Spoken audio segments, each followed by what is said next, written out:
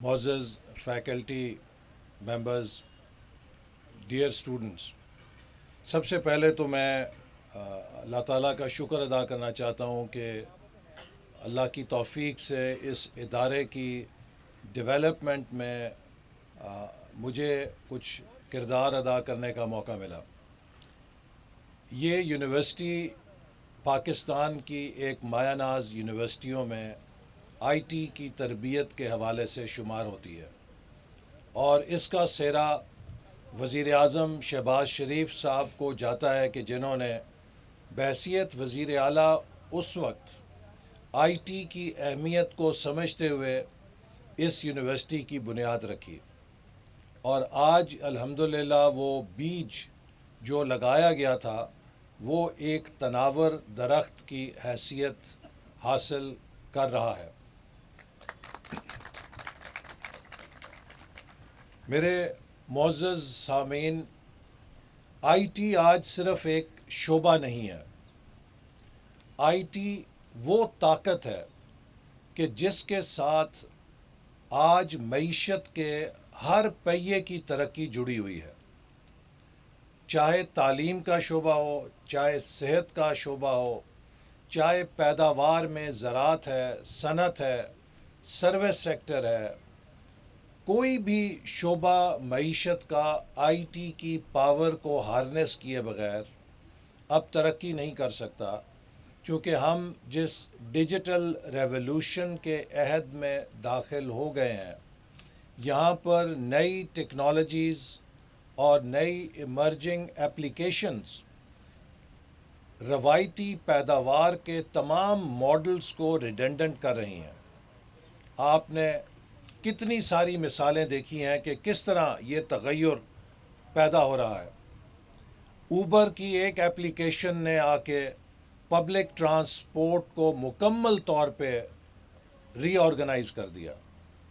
On line e commerce نے آ کر بڑے بڑے ریٹیل سٹورز کو امریکہ میں بند ہونے پہ مجبور کر دیا، اور ایک نیا جہان ای کامرس کا امیزون کے ذریعے اور دیگر ایپلیکیشنز علی بابا یا اور ہیں ان کے ذریعے آباد ہو گیا۔ اسی طرح ہر شعبے کے اندر آئی ٹی انقلابی تبدیلیاں پیدا کر رہی ہے، اور مستقبل میں وہی قوم آگے بڑھے گی جس کے پاس اس شعبے کے اندر بہترین صلاحیت ہوگی۔ ماضی میں کامیابی محنت کے ساتھ جڑی ہوئی تھی، اب محنت کے ساتھ ایک نیا عنصر شامل ہو گیا ہے جسے انوویشن کہتے ہیں، اور انوویشن اب ترقی کی نئی کرنسی ہے۔ لہٰذا جس سسٹم میں، جس آرگنائزیشن میں اور جس معیشت میں انوویشن نہیں ہوگی، وہ بھی وقت کے دھارے کا ساتھ نہیں دے سکے گی۔ ہم نے اپنے دور میں اس انوویشن کی طاقت کو دیکھا ہے کہ کس طرح اس نے ڈائناسورز کو زمین کے نیچے دفن کر دیا ہے۔ ہم تاریخ میں پڑھتے تھے کہ کبھی اس خطۂ ارضی پہ ڈائناسور کی صورت میں دیو ہیکل مخلوق آباد ہوتی تھی، اور سوچتے تھے کہ اتنے بڑی جانور یا مخلوق کیسے صفحہ ہستی سے غائب ہو گئی۔ تو اب ہم نے اس کی مثالیں خود اپنی آنکھوں سے دیکھ لی ہیں۔ ٹیلکوز کے اندر، ٹیلکو کی دنیا میں نوکیا اور بلیک بیری دو ڈائناسورز تھے جو منوپلی رکھتے تھے، لیکن 2 سے 3 سالوں کے اندر نوکیا اور بلیک بیری تاریخ کا حصہ بن گئے، اور میوزیم میں جا کر ان کی پروڈکٹ سج گئیں اور وہ صفحہ ہستی سے مٹ گئے۔ اور اس کی وجہ کیا تھی کہ وہ اس انوویشن کا ساتھ نہیں دے سکے جو مارکیٹ کو چینج کر رہی تھی، مارکیٹ کے پریفرنسز کو چینج کر رہی تھی۔ تو اسی لیے اب محنت کے ساتھ ضروری ہے کہ ہم انوویشن کو بھی اپنے نظام کے اندر لے کر آئیں، اور آئی ٹی یو اسی لیے 3 شعبوں کے حوالے سے ایک بہت اہم ادارہ ہے۔ اپنی ریسرچ، انوویشن اور انٹرپرینورشپ، ان 3 چیزوں سے مستقبل جڑا ہوا ہے۔ ہماری یونیورسٹیوں کو ریسرچ، انوویشن اور انٹرپرینورشپ کا کمبینیشن بن کے آنے والے وقت کے لیے وہ اذہان تیار کرنے ہیں، وہ سلوشنز فراہم کرنے ہیں کہ جس سے ہم ترقی کی دوڑ میں تیزی سے آگے بڑھ سکیں۔ یہی وہ ویژن ہے جس کو لے کر ہم نے 2013 میں ویژن 2025 بنایا، اور ہمارا ہدف تھا کہ 2025 تک ہم انشاءاللہ پاکستان کو ٹاپ 25 اکانومیز میں لے جائیں گے۔ اور ہم نے یہ سفر بہت کامیابی سے شروع کیا، اور نہایت برے حالات میں شروع کیا، جب 18 گھنٹے بجلی نہیں تھی، ہر روز خود کش بمبار پھٹا کرتا تھا، لوگ مذاق اڑاتے تھے کہ آپ یہ شیخ چلی کے خواب ہمیں کیوں بیچ رہے ہیں۔ لیکن ہم نے الحمدللہ وزیر اعظم نواز شریف صاحب کی قیادت میں 4 سالوں کے اندر اس ناممکن کو ممکن کر کے دکھایا، ملک میں امن بھی قائم کیا، ملک کے اندر توانائی کا بحران بھی ختم کیا، اور ملک کی ترقی کو سی پیک جیسے منصوبے کے ساتھ مل کر ایک ایسی سطح پر لے آئے کہ جہاں پر پرائس واٹر ہاؤس کوپرز جو ایک انٹرنیشنل ادارہ ہے، وہ بھی یہ کہنے پہ مجبور ہو گیا کہ 2030 تک پاکستان ٹاپ 20 اکانومیز میں آ جائے گا۔ لیکن پھر ایک سازش کے ذریعے 2018 میں ایک تبدیلی لائی گئی، آر ٹی ایس سسٹم بٹھایا گیا۔ دنیا میں تبدیلیاں آتی ہیں، ہم نے بھی اس تبدیلی کو قبول کیا یا برداشت کیا، لیکن تبدیلی کا یہ مطلب نہیں ہوتا کہ ملک کی ترقی کے راستے کو آپ ڈسرپٹ کر دیں۔ اس تبدیلی نے سب سے پہلا کلہاڑا سی پیک کے اوپر چلایا۔ ہمارے وہ دوست ملک جس نے 3 سالوں میں 25 ارب ڈالر کی سرمایہ کاری کی تھی، اور اگلے 5 سالوں میں ہمیں توقع تھی کہ 30 سے 40 ارب ڈالر کی مزید سرمایہ کاری آئے گی، اس چین کی سرمایہ کاری کے خلاف بیہودہ لغو اور غیر ذمہ دارانہ الزامات لگا کر چین کو ہاتھ کھینچنے پہ مجبور کر دیا۔ بے بنیاد کرپشن، ان کو ایک ہی منتر آتا تھا کہ جو چیز ہے اس کو چور ڈاکو کہہ دو، اور ہر چیز میں لوگوں کو پریشان کر دو کہ پتہ نہیں کیا چکر ہے۔ نتیجہ یہ ہے کہ جب سی پیک کے منصوبوں کے حوالے سے انہوں نے بیہودہ قسم کے الزامات لگائے، دیکھیے آپ کا ایک دوست آپ کا اس وقت ہاتھ پکڑے کہ جب کوئی آپ کا رشتہ دار بھی آپ کا ہاتھ پکڑنے کے لیے تیار نہیں، آپ اپنے بھائیوں سے رشتہ داروں سے کہیں مجھے مدد کرو میں ڈوب رہا ہوں، کوئی آپ کی مدد نہ کرے، اور ایک دوست آپ کو آگے بڑھ کر رسی پھینکے یا آپ کو بیل آؤٹ کرے، اور اس کے بعد آپ اسی دوست پر الزام لگائیں کہ نہیں تم نے مجھے بچانے کے اندر کرپشن کی ہے، تو اس کے کیا جذبات ہوں گے؟ وہ کیا سوچے گا آپ کے بارے میں؟ نتیجہ کیا ہوا کہ وہ 30-40 ارب ڈالر کی سرمایہ کاری پاکستان سے جو آنی تھی اڑ کے ویتنام، کمبوڈیا، لاؤس میں چلی گئی، اور اس کا نقصان کس کا ہوا؟ پاکستان کے نوجوانوں کا ہوا، کیونکہ اگر وہ سرمایہ کاری یہاں پر آ جاتی تو ہماری مینوفیکچرنگ کے اندر ایک انقلاب آنا تھا، اسپیشل اکنامک زونز کے ذریعے ہماری انڈسٹری نیکسٹ لیول کے اوپر جاتی، ہم ایکسپورٹس کرنے والی معیشت بن سکتے تھے، لیکن وی لاسٹ دیٹ گریٹ اپرچونٹی۔ اور پھر 4 سالوں میں ہر اس ترقی کی علامت کو نشانہ بنایا گیا جو ہمارے دور میں بنی تھی، جس کا ایک سب سے بڑا مثال اور نمونہ خود آپ کی اپنی یونیورسٹی ہے، کیونکہ اس یونیورسٹی کے ساتھ شہباز شریف کا نام جڑا ہوا تھا۔ 4 سالوں میں اس یونیورسٹی کو 1 روپیہ بھی نہیں دیا گیا کہ یہ اپنے اندر وسعت پیدا کرے کہ جس سے پاکستان کے نوجوانوں کو آئی ٹی کی تربیت مل سکے۔ لہٰذا اپریل 2022 میں جب حکومت تبدیل ہوئی تو آپ نے دیکھا کہ پھر ایک دفعہ ملک کے اندر، حالانکہ اس وقت بھی ملک ڈیفالٹ کے دہانے پہ پڑا تھا، لیکن یہ ہماری نالج کے ساتھ اور یوتھ کے ساتھ کمٹمنٹ ہے۔ ہم نوجوانوں کو گالیاں نہیں سکھاتے، ہم نوجوانوں کو پگڑیاں اچھالنا نہیں سکھاتے، ہم نوجوانوں کو لیپ ٹاپ دیتے ہیں، ہم نوجوانوں کے لیے یونیورسٹیاں بناتے ہیں، ہم نوجوانوں کے لیے تربیت کے موقع پیدا کرتے ہیں تاکہ یہ نوجوان پاکستان کو 2047 تک جب 100 سال ہمارے پورے ہوں گے تو دنیا کی صف اول کی معیشتوں میں لے جا کے کھڑا کرنے کے قابل ہو. آج 21ویں صدی میں دنیا بدل چکی ہے.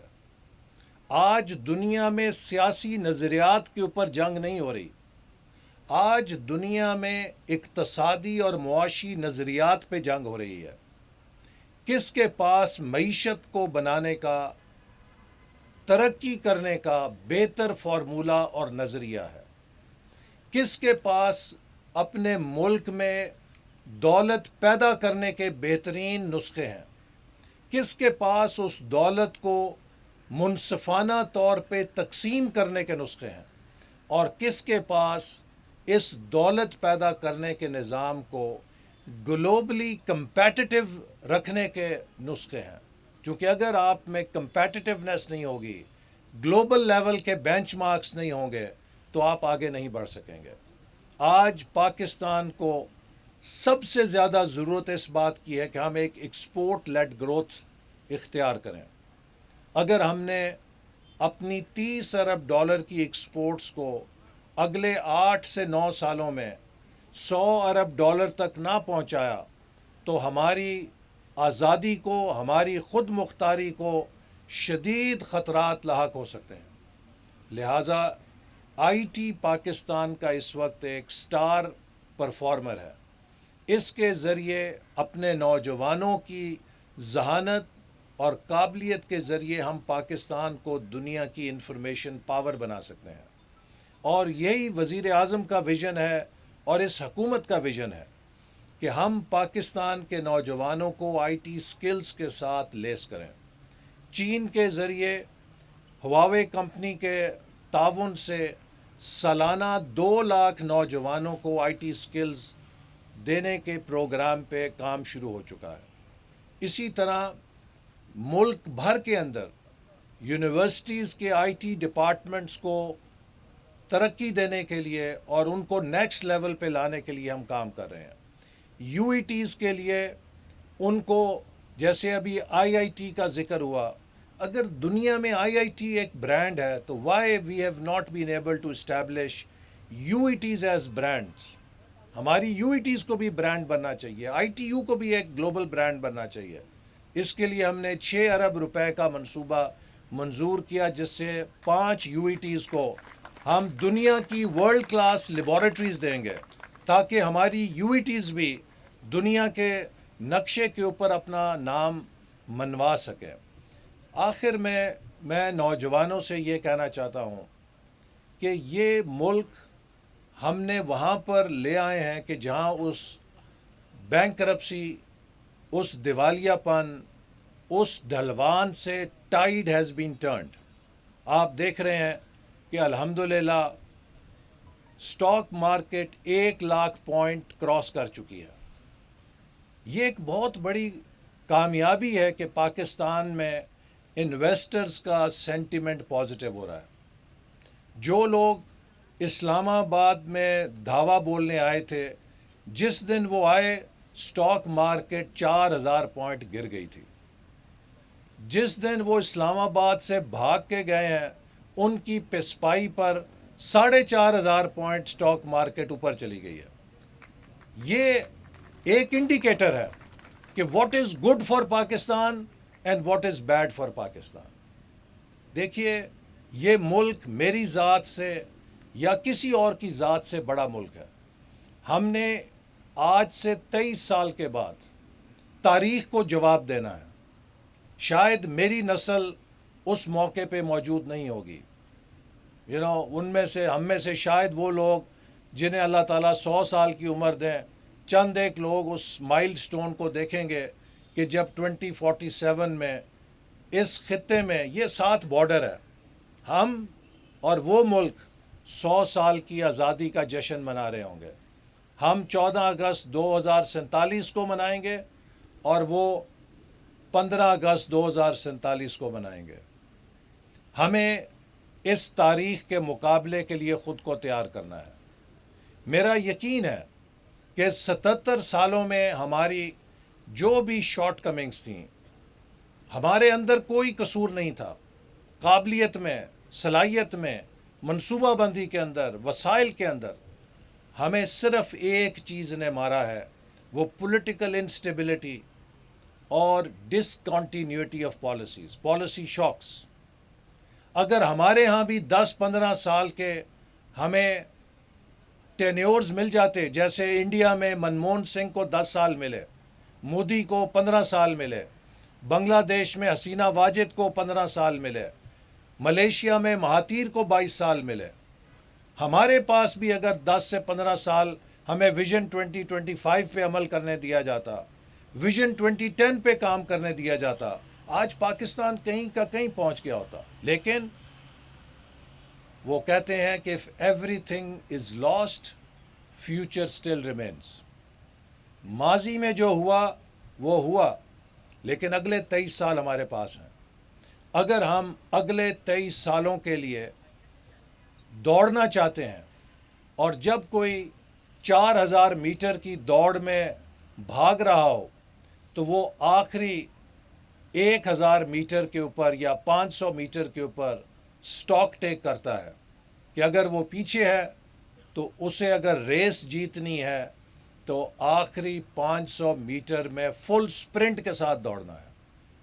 سو پاکستان نے ایز اے نیشن اگر یہ ریس جیتنی ہے، اور ہم انشاءاللہ جیتیں گے، تو ہمیں اگلے 23 سال پوری طاقت اور صلاحیت کے ساتھ دوڑنا ہے، اور اس دوڑنے کے راستے میں کسی رکاوٹ کو، ہمارے سفر کو ڈسرپٹ نہیں کرنے دینا.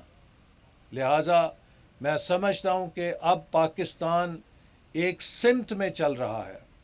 ہم سب کا فرض ہے کہ ہم پاکستان کے استحکام کو، پاکستان کے امن کو، اور پاکستان میں پالیسیز کے تسلسل کو، اور پاکستان میں اصلاحات کے عمل کو ڈسرپٹ کرنے کی کسی کو اجازت نہ دیں.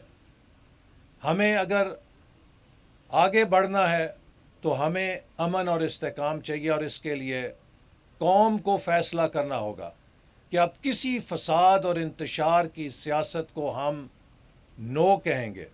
ہم صرف ترقی اور خوشحالی کی سیاست کو یس کریں گے، ہم امن اور استحکام کو یس کریں گے. آج وہ لوگ جو اسمبلیوں میں بیٹھ کے ٹی اے وصول کر رہے ہیں، سڑکوں پر آ کے غل غپاڑہ کیوں کر رہے ہیں؟ اگر آپ نے سڑکوں پہ غل غپاڑہ کرنا ہے تو اسمبلیوں سے استعفیٰ دیں اور آئیں سڑکوں کے اوپر مقابلہ کریں. لیکن اگر آپ کو قوم نے اسمبلیوں میں بھیجا ہے، آپ نے حلف اٹھا لیا، آپ ٹی اے وصول کر رہے ہیں، تو پھر سڑکوں پہ غل غپاڑہ کرنے کی بجائے آئیے اسمبلیوں کے اندر غل غپاڑہ کریں. جتنا بھی آپ نے کرنا ہے، اپنی جنگ اسمبلیوں کے اندر لڑیں. اب سڑکوں کو کسی دھرنے کے لیے استعمال نہ کریں، چونکہ قوم کو صرف اب اقتصادی لانگ مارچ کی ضرورت ہے. اور میں سمجھتا ہوں کہ 24 نومبر انتشار اور فساد کی سیاست کا واٹر لو ثابت ہو چکا ہے. آئندہ اگر کوئی اس طرح کا عمل کرے گا تو شاید لوگ ساتھ نہیں دیں گے، چونکہ لوگ جانتے ہیں کہ اس طرح کے دھرنوں سے سٹاک مارکیٹ نیچے آتی ہے. ہم نے پاکستان کو اوپر لے کے جانا ہے. اور میں آخر میں نوجوانوں سے کہوں گا کہ you should feel positive about your future and about this country. میرا تعلق اس قبیلے سے یا اس نسل سے ہے کہ میں نے امریکہ کی بہترین تعلیم حاصل کی. میرے سامنے بھی پوری امریکہ کی فارچون 500 کمپنیز کے دروازے کھلے ہوئے تھے، لیکن میں پاکستان واپس آیا. کیوں؟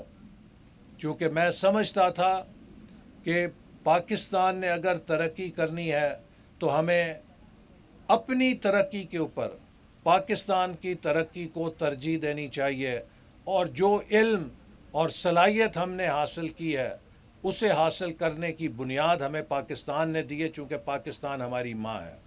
اور جب ماں بیمار ہو تو جو بچے ماں کو چھوڑ کے باہر بھاگ جاتے ہیں، دنیا کبھی انہیں اچھی اولاد یا نیک اولاد نہیں کہتی، ناخلف اولاد کہتی ہے. آج پاکستان کو ہماری صلاحیتوں کی ضرورت ہے. آج ہم اگر پاکستان کی تعمیر نہیں کریں گے تو کوئی ہندوستان یا بنگلہ دیش یا سری لنکا سے آ کے پاکستان نہیں بنائے گا. پاکستان کی تعمیر پاکستانیوں نے کرنی ہے اور پاکستان کی تعمیر پاکستان کے نوجوانوں نے کرنی ہے. میں آپ کو یہ بات نہایت اعتماد کے ساتھ کہتا ہوں کہ میں 36 سال پہلے امریکہ کے تمام موقع چھوڑ کے پاکستان آیا تھا، اور ابھی میں آپ کے استاد سے کہہ رہا تھا کہ میں نے ان 36 سالوں میں بہت عروج بھی دیکھا، بہت زوال بھی دیکھا، لیکن خدا کی قسم ایک دن مجھے پچھتاوا نہیں ہوا کہ میں امریکہ چھوڑ کے پاکستان کیوں آیا تھا.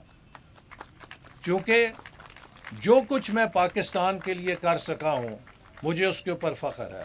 اسی طرح آپ کی فیکلٹی میں ایسے لوگ موجود ہیں کہ جو آج اپنا سی وی کہیں امریکہ یا یورپ میں بھیجیں تو اگلے 24 گھنٹے میں ویزا ان کو مل جائے گا، لیکن یہ اپنی کمٹمنٹ کے ساتھ یہاں پاکستان کی خدمت کر رہے ہیں. میں ان کو بھی خراج تحسین پیش کرنا چاہتا ہوں. اور اسی طرح جو بیرون ملک پاکستانی ہیں میں ان کو بھی اپیل کروں گا کہ آئیے، اگر آپ نے 10-15 سال باہر کام کر لیا ہے تو اتنا پیسہ بنا لیا ہے کہ آپ اپنی کوٹھی بنا سکیں اور اپنی باقی زندگی امن کے ساتھ گزار سکیں. اپنے تجربے کو، اپنی صلاحیتوں کو لے کر آئیں اور آئیں ہم سب مل کر پاکستان کو 2047 کے پاکستان کو دنیا کی فرنٹ لائن اکانومی بنانے کے لیے اپنی تمام صلاحیتیں وقف کر دیں. پاکستان زندہ باد.